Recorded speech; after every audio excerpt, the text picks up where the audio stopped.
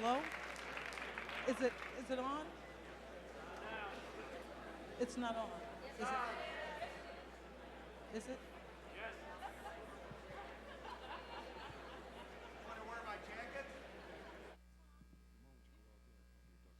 Okay, all right.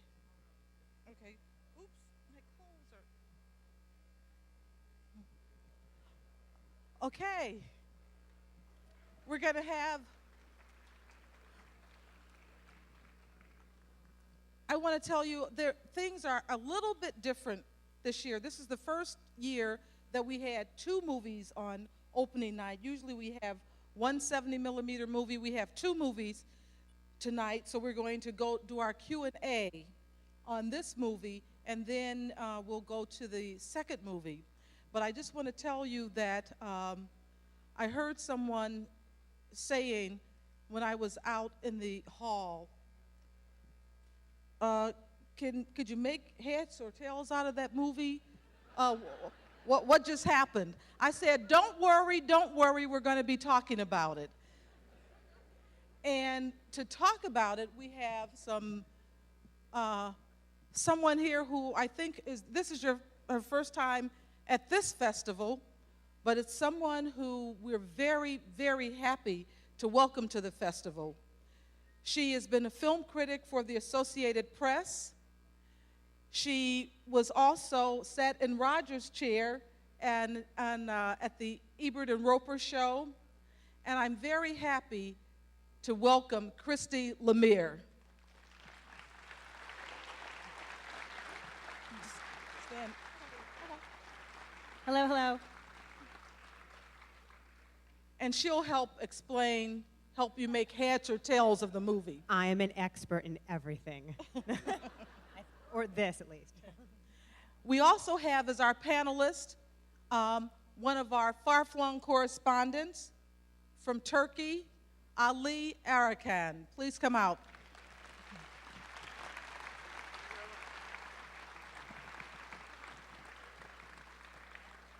And there are a lot of different things that are going to happen this year because Roger decided he just wanted to shake things up a bit.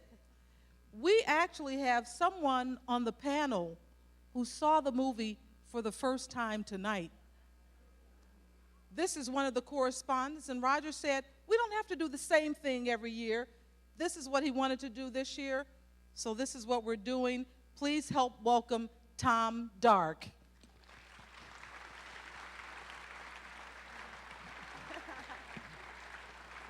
Okay, you guys, you sit. Have a seat. Thanks.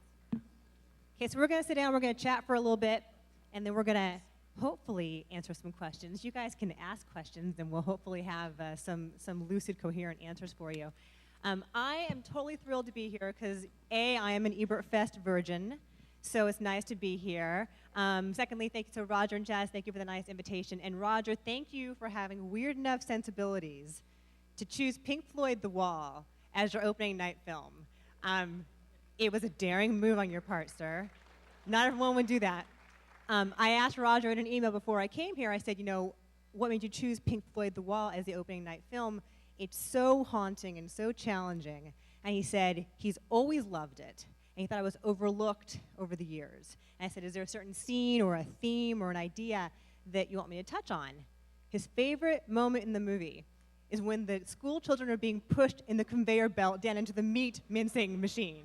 So I'm not really sure what that says about you. But I appreciate it. So I have very fond memories of this film from my childhood. That's actually not even a joke. That's actually very true. My mother loved Pink Floyd, and she loved this movie. It was one of her absolute favorite movies.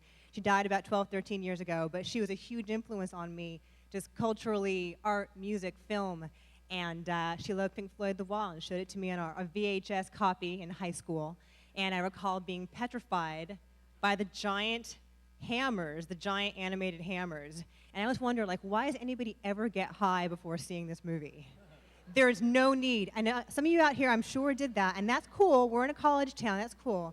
But I'm always baffled because it's just frightening. It's just, hallucinatory and weird and scary. So anyway, that's my memory of it. So it was very, very cool to see it on a big screen like this. We were talking about this backstage, that you notice so much more if you have seen the film previously, just the details, and I hadn't really noticed when Pink is aligning all of his little cigarettes and his pills and his broken pieces of guitar into these absolutely perfect lines. I hadn't noticed that really, the detail in that until tonight. So anyway, very, very cool. Tom, you had not seen the film prior to tonight. How you doing? I'm doing fine, thanks. Anything you want to share as far as what struck you? Well, I told Roger a couple of weeks ago that I would never, ever, ever doubt his judgment about anyone's character ever again. So there must be a really good reason I'm up here. As to the film, I was a touring musician a long time ago, and a repertoire of Pink Floyd was something we had to do. And after a while, we just got jaded. And my son and I used to make fun of Pink Floyd. We would go, "Oh, it's hot and I'm cold and I'm scared and I'm hungry and I don't know what I want to eat. And I'm mad and I'm happy and my mom doesn't like me and I guess I'd rather die or have something sweet." And to this day, we have a sense of humor about it. But this is the first night I've watched the entire film in all its glorious coherence, and that cartoonist was just fabulous. Fabulous. As to the plot and what Roger Waters intended, another quote comes to mind from my grandfather, who used to listen to us rehearse when we were teenagers, and he came out and say, "Well, it's a lot of screaming and hollering, you know what the hell they're singing about." I couldn't understand the lyrics very well, and growing up as a rock and roller, it almost never mattered whether we knew the lyrics. We'd make up syllables that sounded kind of like what was meant, and I found that in this movie. Otherwise, it seemed to be a kind of quasi-inner biography of the author. I assume it was Roger who directed it all. I don't know, do you? A lot of it, Alan Parker's the director, a lot of the story is autobiographical from Roger Waters. His father died in World War II. Right. He felt smothered by his mother. Right. And the inspiration for the album and the concert and the film came from a particularly bad show during a tour in 1977. They were playing Olympic Stadium in Montreal. And I guess a fan up close was being particularly obnoxious, and Roger Waters spat at him. And that was the first inspiration he had for building a wall in front of the stage. Just wanted to get as far away from the fans as he possibly could. And that was the beginning of a sense of isolation for him, and that was the inspiration for what he always intended to be an album and a concert and in a film like this. So. This is what he explained, how he explained the inspiration for Yes. this came up. All right, and I have English friends, and another wonderful quote I get from Andy Cohn, who is a photographer in London, is, "You have no idea how stifling it is over there."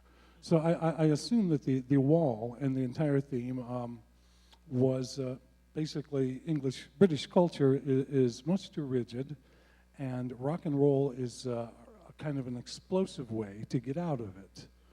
And I just kind of don't buy that one incident where somebody spit at him. No, I think it was the culmination of a sense of detachment from the fans and, being on the road and just too many drugs, too many women, Yeah. and wanted to build that around himself. Is that how you interpret it as well?